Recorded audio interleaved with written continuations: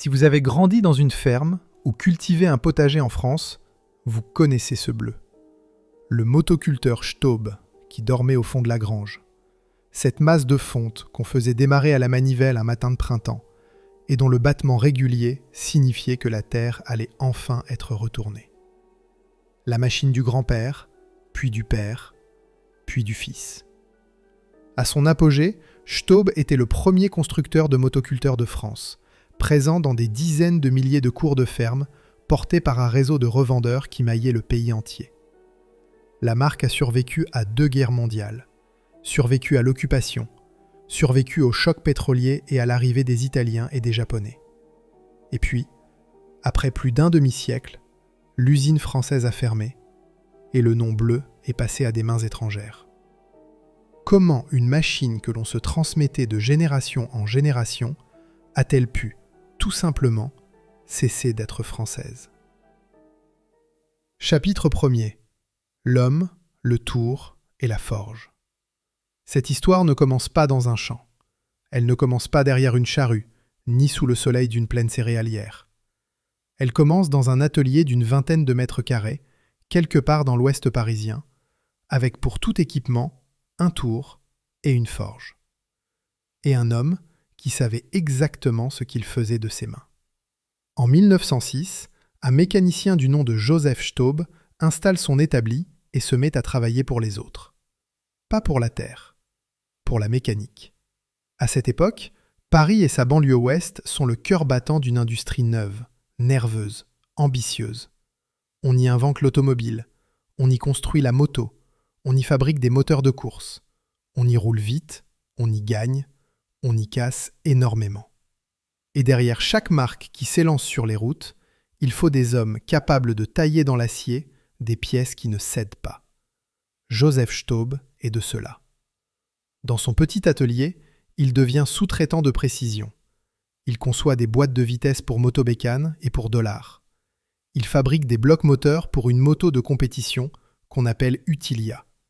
Retenez ce détail, parce qu'il contient déjà tout ce que la suite tentera de faire oublier. Dès le premier jour, la maison Staub n'est pas une forge de village. C'est une maison de mécanique fine. Ce qu'elle vend, c'est la transmission, l'engrenage, la boîte qui encaisse. Le savoir de faire tourner des choses lourdes sans qu'elles se brisent. En 1922, le fils, Georges Staub, reprend la direction. Et sous sa main, la réputation de la maison va se jouer là où elle devait se jouer, dans la course. Au milieu des années 20, les boîtes de vitesse Staub équipent des motos engagées dans les grandes épreuves de l'époque. Le bol d'or, le circuit des routes pavées, dans le nord, sur ces pavés qui disloquent le métal médiocre. Le tracé harassant de Paris-Pyrénées-Paris. Ce sont des épreuves conçues pour détruire. On y court des heures, parfois des jours, sur des routes qui ne pardonnent rien. Et sur ces routes, les boîtes Staub tiennent. Une boîte qui tient là-dessus, ça se sait. Ça circule de bouche à oreille dans les garages et les paddocks. Les commandes affluent. L'atelier devient trop petit. La maison quitte peu à peu Paris intramuros et s'installe à Courbevoie, sur la rive de la Seine, rue Jules Ferry. Elle grandit. Elle emploie. Elle devient une adresse. Puis, en 1938, Georges Staub prend la décision qui va tout changer.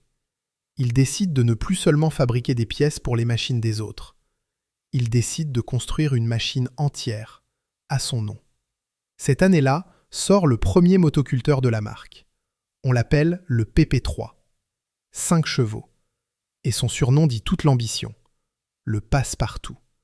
Une machine qui va partout, qui travaille tous les sols, qui ne recule devant aucun terrain. Le PP3 n'est pas un jouet de bricoleur du dimanche. C'est une bête de labour miniature, taillée pour retourner la terre là où le grand tracteur ne peut pas entrer. Les petites parcelles, les jardins maraîchers, les vignes, les exploitations de quelques hectares qui font, à cette époque, l'immense majorité de l'agriculture française. Et le PP3 marche. Il marche si bien qu'il pose, d'un seul coup, les fondations d'une réputation. La maison née d'un tour et d'une forge vient de trouver le produit qui la portera au sommet. Puis vient la guerre. Et là encore, un détail mérite d'être dit, parce qu'il touche à l'honneur de la maison. Sous l'occupation, Staub continue de fabriquer des machines agricoles, y compris des versions adaptées au gazogène quand l'essence a disparu des pompes. La marque travaille pour nourrir la France, pas pour armer l'occupant. Quand la paix revient, elle est là, intacte, avec son savoir-faire et son passe-partout. Et le pays qui se relève a faim de ses machines. Chapitre 2. Le Paris de l'Ouest, cette autre industrie. Il faut s'arrêter un instant sur le lieu où tout cela se joue, parce qu'il n'a rien à voir avec l'image d'Épinal de l'industrie française. Quand on dit « industrie », on pense à la Lorraine et à ses hauts fourneaux qui rougissent la nuit. On pense au nord, à ses corons, à ses terrils, à sa poussière de charbon. Courbevoie, ce n'est rien de tout cela. Ici règne une autre industrie, légère, précise, presque secrète. Une industrie qui ne noircit pas les poumons, mais qui exige des mains sûres et des tolérances au centième de millimètre. C'est le pays de l'automobile de luxe. Tout près, les ateliers de l'âge assemblent des voitures magnifiques, parmi les plus belles et les plus rapides de leur temps, des machines de riches et de coureurs. C'est le pays de l'aéronautique, avec ses motoristes et ses équipementiers. C'est le pays de la chimie et de la pharmacie. On comptait, au début du siècle, une quarantaine d'usines et de laboratoires sur ce seul territoire. C'est le pays de la parfumerie, avec la maison Lubin, dont les fragrances portaient le nom de Paris dans le monde entier. Et tout autour, d'autres noms qui parlent encore à la mémoire française. Le Banania, le Solex. Une constellation d'usines moyennes, de savoir-faire pointus, d'ingénieurs et d'ajusteurs. Voilà le monde dans lequel Staub grandit. Un monde d'ateliers clairs plutôt que de halles fumantes. Un monde où le prestige vient de la précision, pas du tonnage. Staub y est à sa place, exactement. Une maison de mécanique fine parmi d'autres maisons de mécanique fine dans le Paris des ingénieurs. Mais retenez ce paysage, regardez-le bien. Parce que ce monde-là, ce Paris de l'Ouest industrieux et raffiné, est un monde condamné. Pas par une crise, pas par une faillite, pas par une trahison. Condamné par sa propre réussite et par sa géographie. Delage, le voisin prestigieux, disparaît dès 1935, avalé par les difficultés et les rachats. Et surtout, il y a ce qui monte, littéralement, à l'horizon. Le sol de la banlieue ouest de Paris est en train de devenir trop précieux pour qu'on continue d'y fabriquer des objets. Chaque mètre carré occupé par un atelier est un mètre carré qui pourrait rapporter davantage en bureaux, en immeubles, en sièges sociaux. La ville de l'usine légère est en train de devenir, sans presque s'en apercevoir, la ville du tertiaire. Ce basculement a une date et une adresse.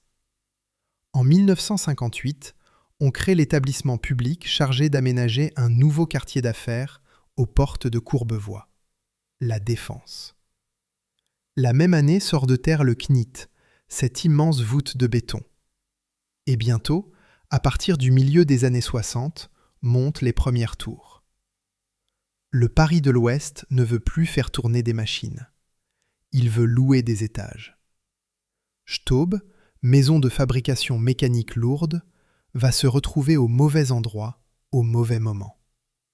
Non pas parce qu'elle a mal produit, parce que le sol sous ses pieds a changé de vocation. Ce sera, quelques années plus tard, la première force qui poussera la production hors de Courbevoie. Une force que Staub n'a pas choisie, qu'elle n'a pas provoquée, et contre laquelle un motoculteur, aussi solide soit-il, ne peut rien. Mais nous n'en sommes pas encore là.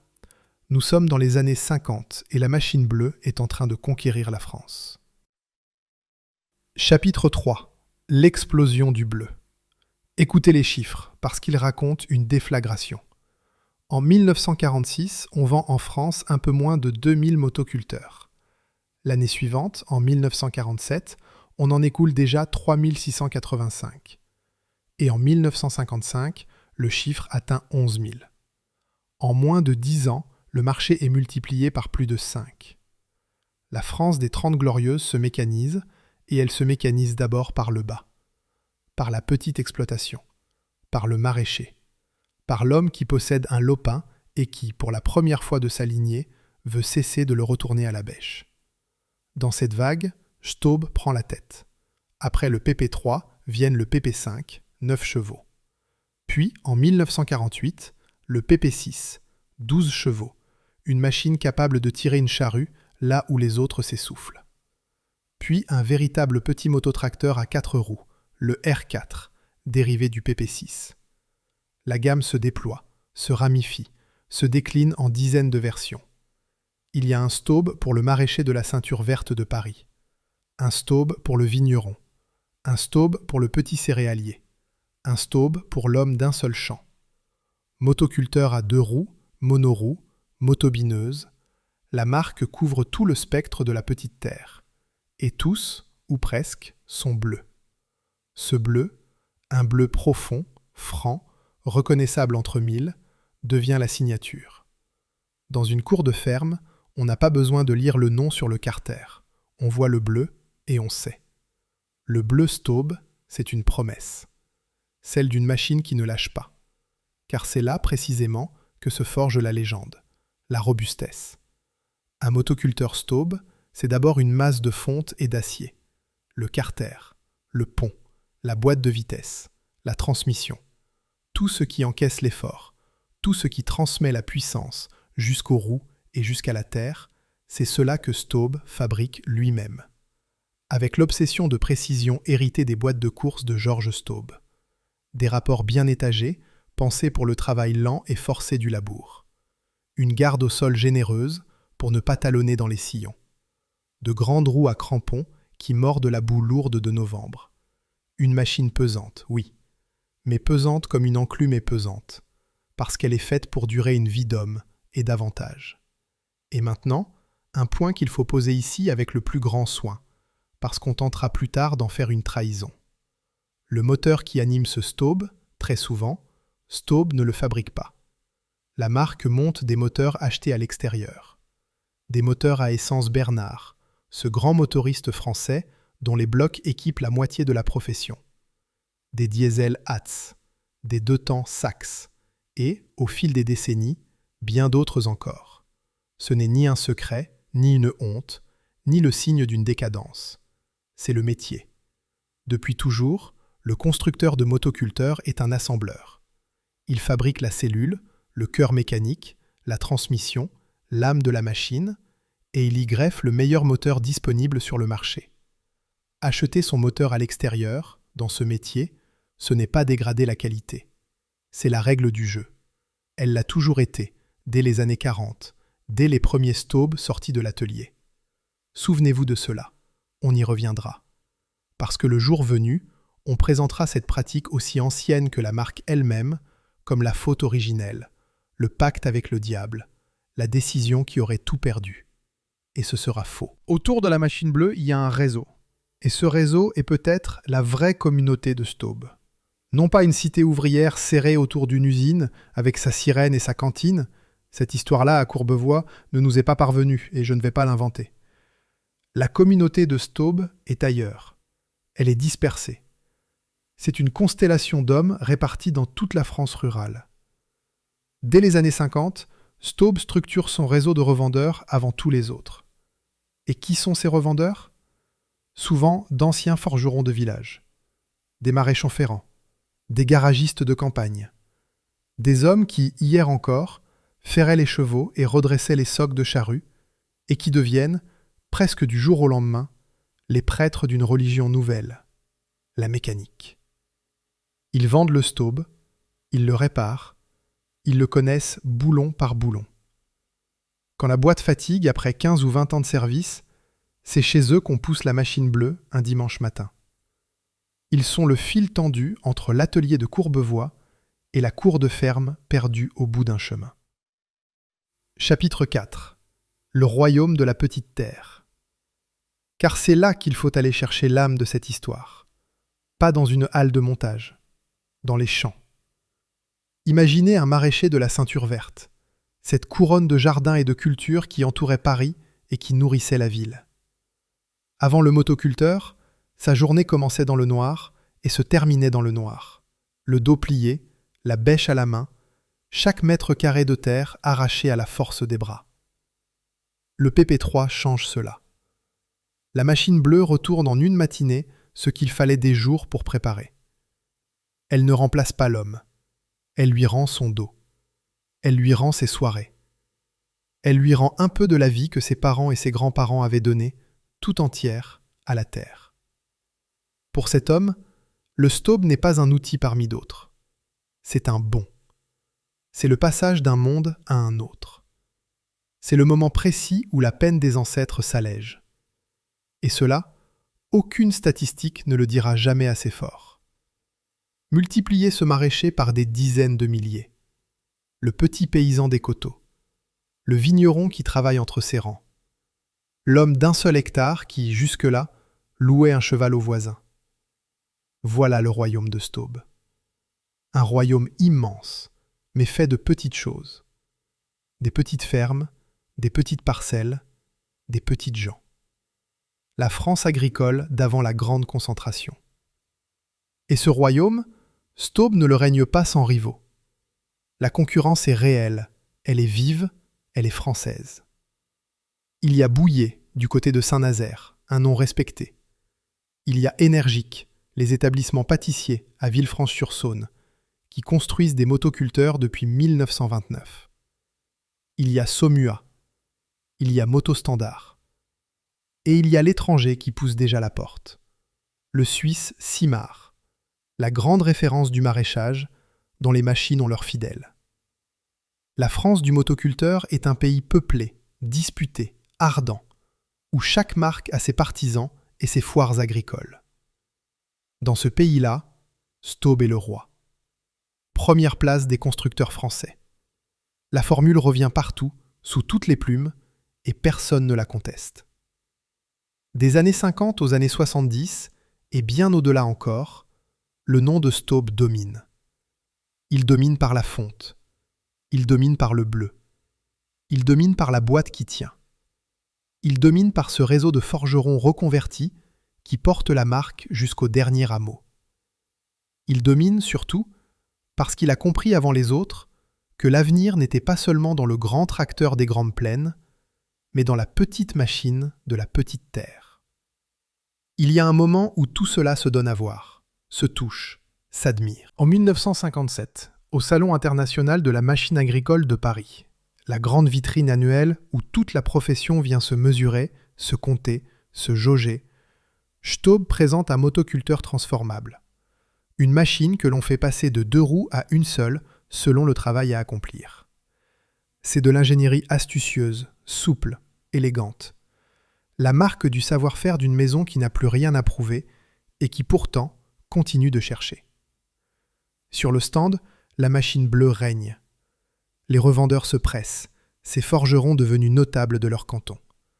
Les commandes se prennent, les mains se serrent. La maison née d'un tour et d'une forge, dans un atelier de 20 mètres carrés, est désormais, sans conteste, la première de France. Et cette légende de solidité, cette réputation d'indestructible, elle ne vit pas seulement dans les catalogues, elle vit dans les familles. On raconte, et c'est vrai, que le Staub se transmet. Du grand-père au père, du père au fils. Une machine achetée dans les années 50 et qui tourne encore 30 ans plus tard, 40 ans plus tard, entretenue, graissée, réparée par le fils du forgeron qui l'avait vendue au grand-père. Cette phrase, de grand-père à père à fils, ce n'est pas un slogan publicitaire. C'est ce que les hommes disaient de leur Staub. Et c'est peut-être le plus beau qu'on puisse dire d'une machine. Chapitre 5. Le sommet et l'ombre au-dessus. Il faut donc imaginer Staub à son apogée. Non pas avec des chiffres d'usine, ils ne nous sont pas parvenus, ni les effectifs, ni les volumes, ni les parts de marché exactes, et il serait malhonnête de les inventer pour faire plus grave.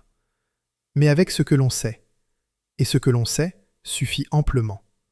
Le roi incontesté du motoculteur français. La machine bleue dans des dizaines de milliers de cours de ferme. Un réseau qui maille le pays. Une légende de solidité transmise sur 3 générations. Et pourtant, à ce moment précis, sur ce sommet, l'homme qui a tout construit ne sait pas, ne peut pas savoir, que le monde sur lequel repose son empire a déjà commencé à se dérober sous ses pieds. Regardez la France de 1955. Elle compte 2 300 000 exploitations agricoles, 2 300 000 fermes, dont l'écrasante majorité sont petites, familiales, taillées exactement à la mesure d'un motoculteur bleu. C'est le socle, c'est le marché, c'est la raison d'être de Staub. Chaque petite ferme, un client possible. Chaque maraîcher, un acheteur. Chaque parcelle, un terrain pour le passe-partout. Ce socle est en train de fondre, lentement d'abord, puis de plus en plus vite. L'exode rural vide les campagnes de leurs bras. Les fermes se regroupent, s'agrandissent, se rachètent les unes les autres.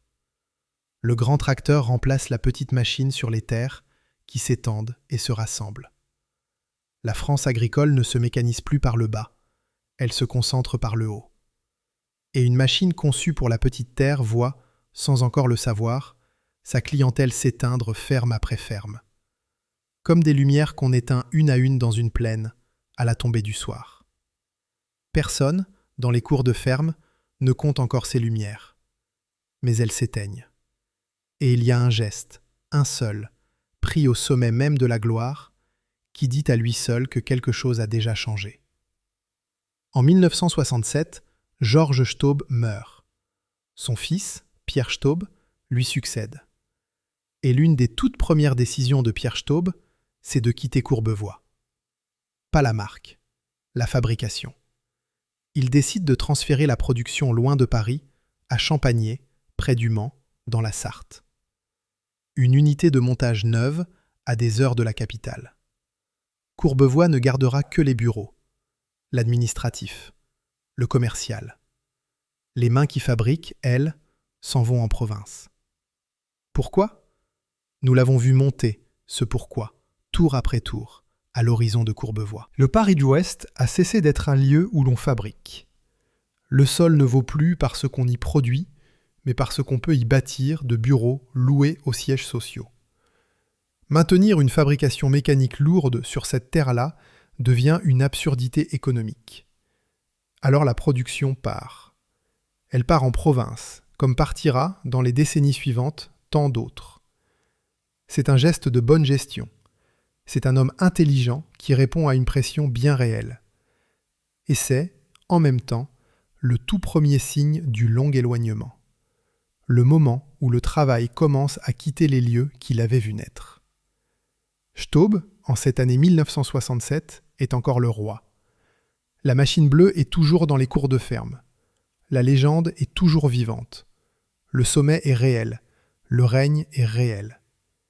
Mais au-dessus du sommet, l'ombre est déjà là. Elle n'a pas le visage d'un traître. Elle n'a pas le visage d'une décision unique et scélérate, prise un soir dans un bureau par des hommes qui auraient sacrifié la qualité pour l'argent. Cette histoire-là, on nous la racontera. Elle est fausse. L'ombre véritable a un visage bien plus vaste et bien plus cruel, celui d'un monde qui se referme. Le monde des petites fermes de France, dont chacune, en disparaissant, emporte avec elle un petit morceau du royaume de Staub. Et sur ce sommet, dans le bruit des commandes et l'éclat du bleu, personne ne peut encore l'entendre venir. Chapitre 6. Le monde qui se referme. Reprenons là où nous les avons laissés, au sommet. Le roi du motoculteur français, la machine bleue partout, la légende intacte. Et sous ce sommet, ce socle qui commence à fondre. Les petites fermes, une à une, comme des lumières qu'on éteint dans la plaine. Mettons maintenant un chiffre sur cette extinction, parce qu'il est terrible. En 1955, souvenez-vous, la France comptait 2 300 000 exploitations agricoles. C'était le royaume de Staub. 24 ans plus tard, en 1979, il n'en reste plus qu'1 262 700. Plus d'1 million de fermes ont disparu. En une seule génération, la France a perdu près de la moitié de ses exploitations. Et derrière chacune de ces fermes effacées, il y a un client que Staub ne reverra jamais. Un maraîcher qui a vendu. Un paysan qui est parti à la ville. Un fils qui n'a pas repris. Ce n'est pas une crise, ce n'est pas un accident. C'est une transformation de fond, silencieuse, irréversible. La France cesse d'être un pays de petites terres. Les parcelles se rassemblent en grandes exploitations.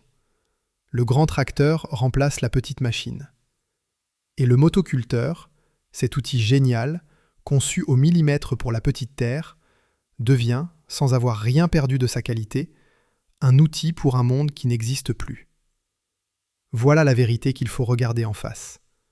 Le motoculteur Staub n'était pas moins bon en 1979 qu'en 1955.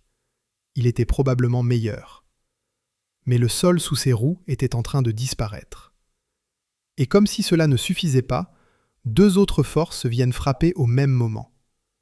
La première, c'est le choc pétrolier de 1973.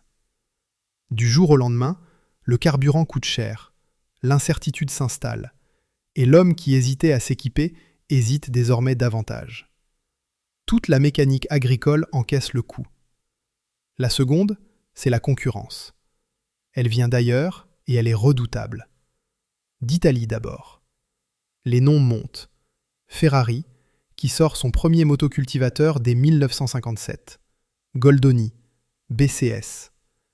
Des machines habiles, agressives sur les prix, portées par une industrie italienne du petit matériel agricole en pleine forme. Puis, plus loin encore, du Japon.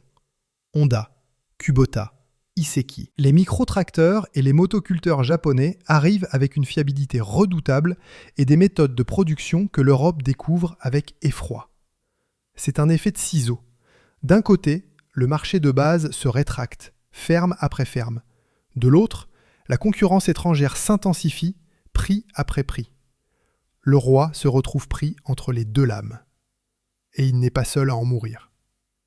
C'est là un point capital, un point que le film doit marteler, parce qu'il désigne le vrai coupable. Toute la motoculture française indépendante s'éteint à peu près en même temps. Énergique, les établissements pâtissiers, qui construisaient depuis 1929, s'arrêtent vers 1980. Bouillet, le respecté Bouillet de Saint-Nazaire, tient jusqu'au milieu des années 80, puis cesse. Saumua a disparu. Le Suisse Simard avait arrêté sa production dès 1978. Regardez cette liste. Ce ne sont pas des entreprises mal gérées qui se seraient trahies l'une après l'autre par la même erreur secrète. C'est un secteur entier qui s'effondre, frappé par les mêmes forces, au même moment. Quand toutes les maisons d'une même rue brûlent la même nuit, on ne cherche pas dans chacune un fumeur imprudent. On cherche le vent qui a porté le feu. Le vent, ici, s'appelle la fin des petites fermes. Et Staub, loin d'être l'entreprise qui aurait fauté, est au contraire l'exception. Celle qui, presque seule, va survivre. Pas indemne, pas française, pas telle qu'elle était. Mais survivre. Comme un nom. Chapitre 7. Les décisions qui n'en étaient pas. Le titre qu'on donne à cette histoire promet une décision fatale. Une seule. Le geste unique et coupable qui aurait tout détruit. Alors cherchons-la. Honnêtement. Décision par décision. Et voyons ce que nous trouvons. Première décision. 1984-1985. Pierre Staub, le petit-fils du fondateur, celui qui avait déménagé la production à Champagné, prend la décision la plus lourde de sa vie de patron. Il vend. Il cède l'entreprise familiale. Officiellement, la raison est de s'ouvrir davantage à l'international. La formule pudique par laquelle un dirigeant reconnaît qu'il ne peut plus, seul, affronter ce qui vient. L'acquéreur est le Suédois Electrolux. Plus précisément, sa branche motoculture, celle qui deviendra le groupe Husqvarna que nous connaissons aujourd'hui. Un géant. une multinationale du matériel. Est-ce là la décision fatale? Un patron français vieillissant qui vend à un groupe étranger un fleuron national? C'est tentant. C'est le genre de scène que le mythe adore. Mais regardez de plus près. Pierre Staub ne vend pas par cupidité. Il vend parce que son marché s'est effondré de moitié, parce que les Italiens et les Japonais arrivent, parce qu'une entreprise familiale n'a plus la taille pour se battre sur un marché mondial. Il ne trahit pas. Il cherche un abri pour sa maison dans la tempête. Ce n'est pas une faute, c'est un aveu. Deuxième décision, et celle-là est plus froide. Electrolux, propriétaire de Staub, fait ses comptes. Comme le résumera plus tard la presse professionnelle, le marché des motobineuses et motoculteurs devenant très difficile, le repreneur décide de fermer. En septembre 1992, l'usine de Champagné, dans la Sarthe, ferme ses portes. Celle-là même que Pierre Staub avait construite un quart de siècle plus tôt pour fuir le foncier parisien. La fabrication est transférée en Vendée. Voilà peut-être la décision fatale. Un groupe suédois qui, depuis ses bureaux du Nord, raye d'un trait une usine française parce qu'un marché est devenu très difficile. La formule est glaçante par sa neutralité comptable. Derrière ces 4 mots, devenus très difficiles, il y a les ouvriers de Champagné dont nous ne connaissons pas les noms, dont nous ne connaissons pas le nombre, dont nous ne connaissons pas le sort, parce que les archives de septembre 1992 ne nous sont pas parvenues. Il faudrait aller les chercher dans la presse sartoise de l'époque. Elles existent quelque part. Nous ne les avons pas, et je ne les inventerai pas. Mais même cette décision-là, si dure soit-elle, n'est pas un caprice. Electrolux ne ferme pas une usine florissante. Il ferme une usine sur un marché qui se meurt. Le même marché qui a déjà tué Énergic, Bouillet, Simard. Le Suédois n'a pas causé la maladie. Il a constaté le décès et signé le certificat. Et ensuite? Ensuite vient le vertige. Parce qu'après Champagné, Staub n'est plus une usine. C'est un nom qui passe de main en main. Electrolux, environ 1 an après la fermeture, revend la marque. Un concessionnaire nantais, un passionné du nom de Claude Pinel, la relance et la porte à bout de bras pendant environ 3 ans. Un homme seul, amoureux d'une marque, qui tente de la maintenir en vie. Puis il passe la main. La marque intègre une structure appelée Atlantique Motoculture, qui la cède à son tour à un certain Olivier Remond.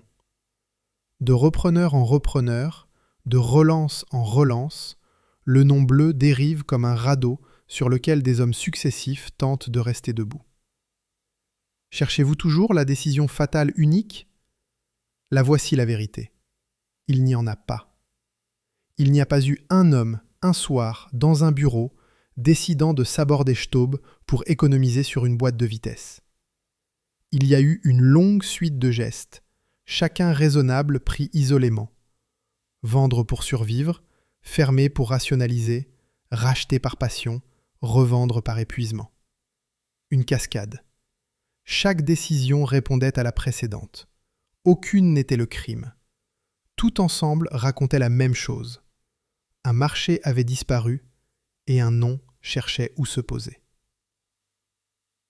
Chapitre 8. Champagné, septembre. Arrêtons-nous à Champagné. Septembre 1992. Nous n'avons pas les images, nous n'avons pas les noms, mais nous savons ce que c'est, une usine qui ferme. Nous l'avons vu ailleurs, 100 fois, dans toute la France industrielle. Et Champagné n'a pas dû être différente. Il y a un dernier jour. Il y a toujours un dernier jour. Les machines qui usinaient la fonte s'arrêtent. Les chaînes de montage se vident. Les hommes qui savaient assembler un Carterpon Staub les yeux fermés rangent leurs outils. Certains travaillaient là depuis 20 ans. Ils avaient vu passer les modèles, les gammes, les moteurs Bernard, puis les autres. Ils connaissaient le bleu mieux que personne. Un quart de siècle plus tôt, cette usine était l'avenir, la modernité, la fuite intelligente hors du pari trop cher. On l'avait construite neuve à Champagné pour que Staub reste le roi. Et voilà qu'un groupe suédois, pour qui la Sarthe n'était qu'une ligne dans un tableau, décrète que le marché est devenu très difficile. La fabrication part en Vendée. Le nom part vers ses repreneurs successifs. Et Champagné, elle, se tait. Ce qu'il faut comprendre, c'est que cette fermeture n'est pas la mort d'une entreprise malade. C'est la mort d'un lieu de fabrication sur un marché mort. Nuance capitale. Staub, comme nom, survivra. Le savoir-faire de Champagné, lui, s'éteint là, ce mois de septembre. Les mains qui savaient tailler la fonte bleue ne la tailleront plus. Ce savoir précis, accumulé sur des décennies, la boîte qui tient, la garde au sol juste, les rapports bien étagés. Ce savoir-là ne se transmet plus. Il s'arrête net. Et c'est peut-être ça, la vraie perte. Pas la marque, qui continuera d'exister sur des cartons et des catalogues. Le geste, la compétence, le savoir logé dans les mains d'hommes dont nous ignorons jusqu'au nom. Chapitre 9. Le nom sans l'usine. Après Champagné, l'histoire de Staub devient l'histoire d'une survie étrange. La survie d'un nom séparé de son corps. Suivons-le, ce nom, jusqu'au bout de sa dérive. Après le concessionnaire Pinel, après Atlantique Motoculture, après Olivier Remond, une dernière main se referme sur lui.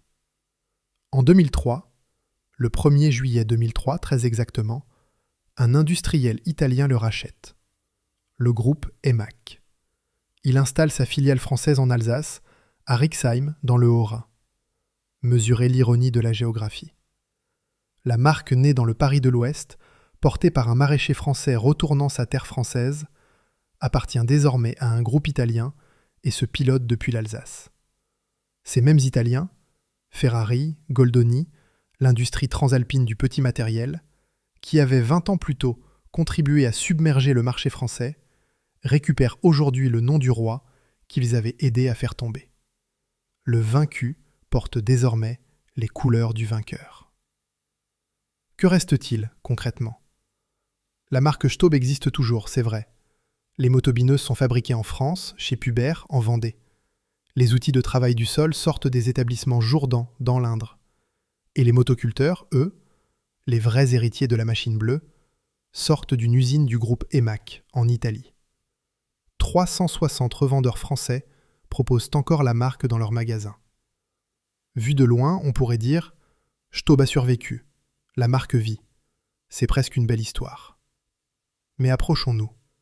Et là, il faut être précis et honnête sur les dates, parce que c'est ici qu'on tente le tour de passe-passe du mythe.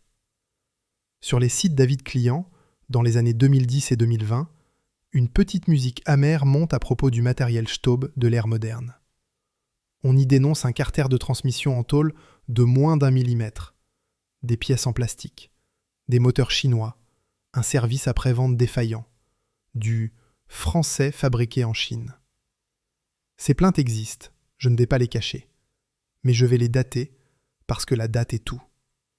Ce sont des avis de consommateurs des années 2010 et 2020 sur du matériel de jardin de l'ère EMAC, c'est-à-dire 20 à 30 ans après la fermeture de Champagné. 20 à 30 ans après la mort de l'usine française. Voilà le piège que le mythe tend. Il prend ses plaintes tardives, le carter mince, le moteur chinois, le plastique, et il les fait remonter dans le temps. Il les colle sur les années 70, sur la chute de la maison familiale, et il murmure « Vous voyez ? Ils ont dégradé la qualité.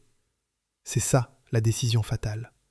C'est pour ça qu'ils sont tombés. » C'est faux. Chronologiquement faux. La maison française était morte bien avant que le premier moteur chinois ne tourne dans un carton Staub. On ne peut pas expliquer une mort par des événements survenus une génération après l'enterrement. Le carter mince de 2020 n'a pas tué l'usine de 1992. C'est l'inverse. C'est parce que l'usine était morte, parce que le savoir-faire s'était éteint, parce que le nom flottait sans corps, qu'un jour, on a pu vendre sous ce nom une machine que Georges Staub n'aurait jamais laissé sortir de son atelier. Il reste une dernière trace, discrète, presque tendre. À Courbevoie, au 25 boulevard de Verdun, Il existait une société civile immobilière familiale, le patrimoine foncier des Staub. Elle portait le nom de la famille. Elle a été gérée, dans ces dernières années, par Didier Staub, entré dans l'entreprise en 1974, agissant comme liquidateur. Cette société n'a été radiée qu'en 2020. Songez à cela. L'usine avait quitté Courbevoie en 1967. La fabrication française avait cessé en 1992. Et pourtant, jusqu'en 2020, une petite trace juridique de la famille Staub subsistait encore, boulevard de Verdun, dans ce Paris de l'Ouest devenu ville de tours et de sièges sociaux. Le foncier a survécu à l'usine d'un demi-siècle. La pierre a duré plus longtemps que le travail. C'est presque toujours ainsi. Chapitre 10. Ce qui reste du bleu. Alors, une seule décision a-t-elle détruit Staub ? Non. Il faut le dire clairement, parce que c'est la vérité, et parce que la vérité est plus forte que la légende. Il n'y a pas eu de traître. Il n'y a pas eu de boîte de vitesse sabotée pour quelques francs d'économie. Il n'y a pas eu ce fermier du récit qui aurait entendu sa transmission voler en éclats dans un champ caillouteux et dont la colère aurait ruiné la marque. Rien de tout cela n'a existé. C'est une histoire qu'on se raconte parce qu'elle est simple, parce qu'elle a un coupable, parce qu'il est plus supportable de croire à une faute qu'à une fatalité. La réalité est plus vaste et plus dure. Staub n'a pas été puni pour une trahison. Staub a été emporté par la disparition de son monde. Le monde des petites fermes de France. 2 300 000 exploitations en 1955. 1 262 700 en 1979. 590 000 au début de ce siècle. À mesure que ces fermes s'éteignaient, le royaume de la machine bleue s'éteignait avec elles. Ce n'est pas une boîte qui a cassé, c'est un marché qui s'est tu. Et pourtant, le bleu n'a pas tout à fait disparu. Il roule encore, dans des granges, dans des cours de ferme, dans des collections. Des milliers de motoculteurs Staub, sortis de Courbevoie ou de Champagné il y a 50, 60, 70 ans, tournent toujours. Parce qu'ils étaient faits pour durer une vie d'homme, et davantage. Il existe des passionnés qui les restaurent, qui les rassemblent, qui organisent des randonnées où des dizaines de machines bleues avancent en file sur les routes de campagne. On les appelle les Staubistes. Pour les 110 ans de la marque, en 2016, ils se sont retrouvés, ont exposé leurs machines, ont fait vivre encore un peu la légende. 2 livres ont été écrits sur cette histoire. Ce sont eux, aujourd'hui, la vraie communauté de Staub. Pas une cité ouvrière, pas une usine. Des hommes dispersés, comme les revendeurs forgerons d'autrefois, unis par le respect d'une machine. Et quand l'un d'eux fait démarrer un PP3 de 1955, entretenu de père en fils, et que le vieux moteur tousse puis se met à battre, régulier, obstiné, on entend quelque chose. On entend le bruit d'un monde. Le monde des petites terres, des maraîchers de la ceinture verte, des forgerons devenus mécaniciens, d'une France qui fabriquait ses propres outils et savait pourquoi. Ce monde-là est parti. Les fermes ont fermé. L'usine s'est tue. Le nom appartient à d'autres. Mais le bleu tourne encore. Et tant qu'il tourne, quelque chose refuse de finir.